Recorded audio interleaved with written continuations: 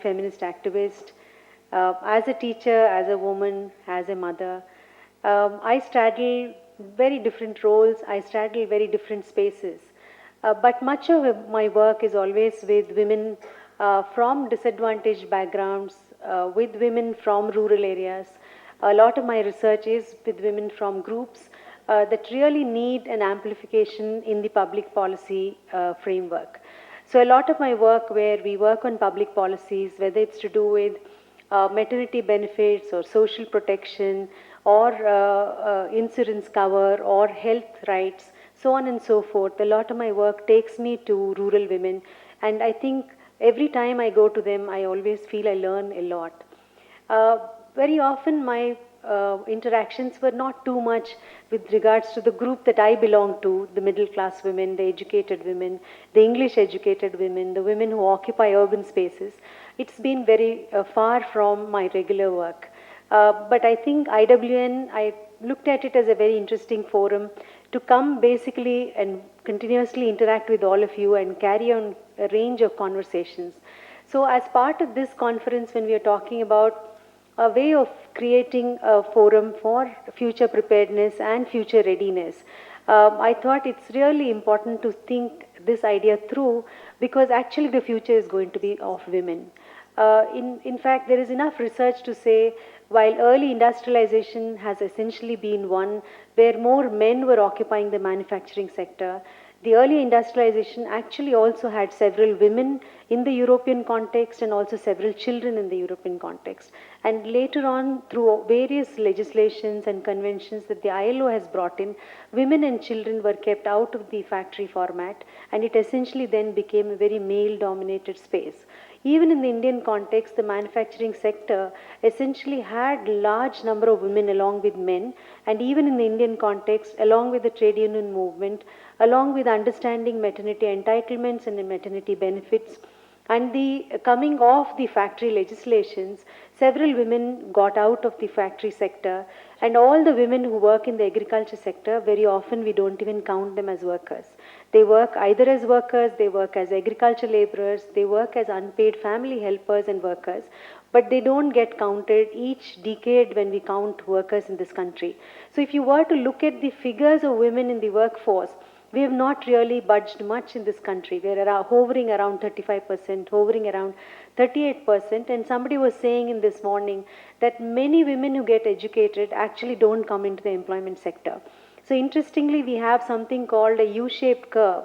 Higher the education, higher the employment. Lowest the education, higher the employment.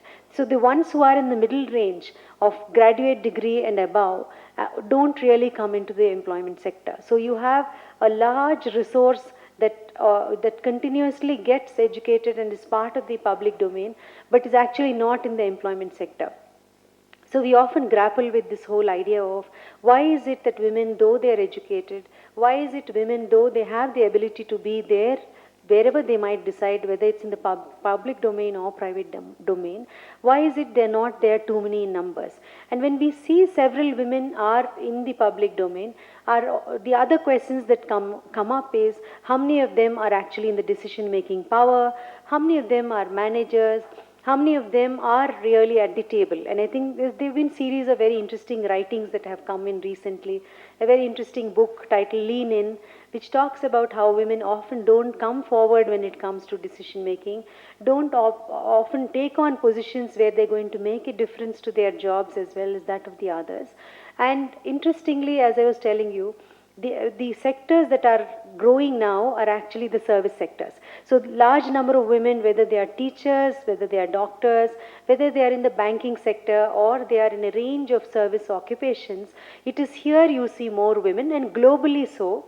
More women are in occupations now, and there is a kind of decline in work participation among men. And because that's precisely how work markets try to pick what they think are the right categories of people who can work. And when manufacturing was seen as a very male dominated, male oriented space, the service sector is seen essentially as the space of women. And we also have many more girls coming into the public domain studying, and each year we have headlines saying that girls have succeeded, girls are the ones who have got the highest marks, girls have cleared so and so board, and so on and so forth. So clearly, definitely the future is ours, and the future is that of our daughters and our granddaughters. So given this kind of future scenario, what is our preparedness to be able to take on the now and take on the future? And I think all the presentations that have been coming since morning have been giving you a range of simmering interesting ideas. And as an academic and as also a person who works in this sector, I thought that it will be a very good way in which we can bring together some of these ideas to take them forward, so each of you mulls over it when you go home. We use the word empowerment in a very big way, and very often it means different things for different people.